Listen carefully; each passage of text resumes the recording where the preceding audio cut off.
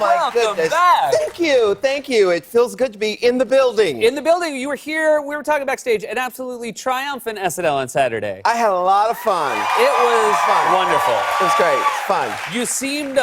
You seemed very comfortable, very confident, which is, of course, how we're used to seeing you. Did you have any butterflies, though? No, I was telling the cast, it's only TV. Yeah, good. It's just television. Yeah. Actually, I've been doing television for 38 years. I started my career in Atlanta, Georgia, on public access television. Wow. And it was, anybody who had a camera could get on television. But, it's funny what you were doing earlier with remember in the 70s, they used to do those disc jockeys on radio, used to do those mashups where they would have answers. Yes. And then, is that where you got that from? No, we invented it. It's very unique and original to us, and we did not know that was a thing. Well, no, I think in '73 I got my first Panasonic tape recorder, and I used to make those things where they would have Superman versus Batman Right, and Nixon answers that they were big hits on the radio stations. What was your 38 years ago? What was your public access show in Atlanta? Well, it wasn't mine. It was called the American Music Show in Atlanta, Georgia. And when cable came along, they had to allot a certain amount of channels for the public because the cable stations were using public ground and wiring and stuff. So anybody could have a television show. And here in New York, remember the old Robin Bird show? Yeah, I do remember the Robin Bird show. Yes. I think a lot of kids may remember that. Yes, it was an education. Yes. Yeah. So that's what I was doing. So you came to New York from Atlanta. Yeah. And you sort of alluded to it in your SNL monologue that it was an interesting time to be in New York. That had a lot of great elements to it in the 80s and 90s.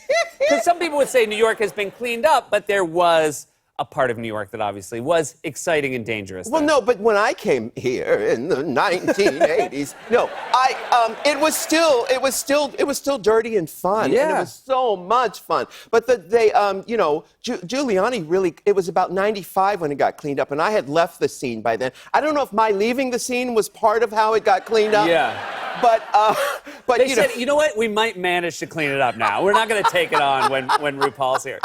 No, but actually, when I got famous, that's when the drag fun ended for me, honestly. Because, I couldn't terrorize y'all's neighborhoods anymore. Yeah. Because I became the face of drag, darling. Yes. That's quite a burden, I would imagine. It is. Well, I had to act nice and Christian and everything as much as I could. Well, I genuinely mean this.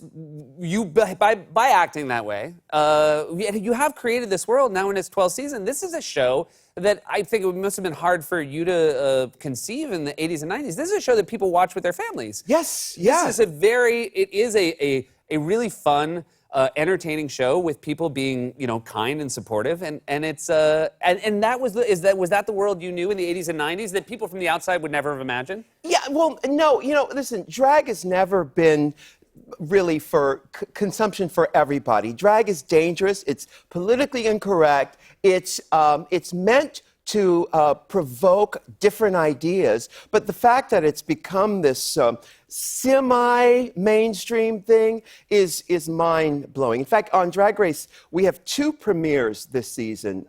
You get to see the first bunch of girls in episode 1, and the second bunch of girls, we say girls, we use that term loosely, okay? So, in the second episode. That's really exciting. Yeah. You're also doing live. You have a live version in Vegas? At the Flamingo Hotel, there's a live version of Drag Race, which is great. I also have a master class, which is coming out very soon, and it is mind-blowing. If you want to do drag, if you want to understand what it's about, you gotta see my master class. It's really great. Believe that. I also have a line of watches I'd like to introduce you to. We saw Nicki Minaj there. Nicki Minaj! You obviously have these celebrity guest judges. Do you have other fun ones planned for this season? We have a lot, and because I'm an elderly gentleman, I don't remember any one of them. Perfect. I don't know any of them. We'll just assume they're there and having a fun time.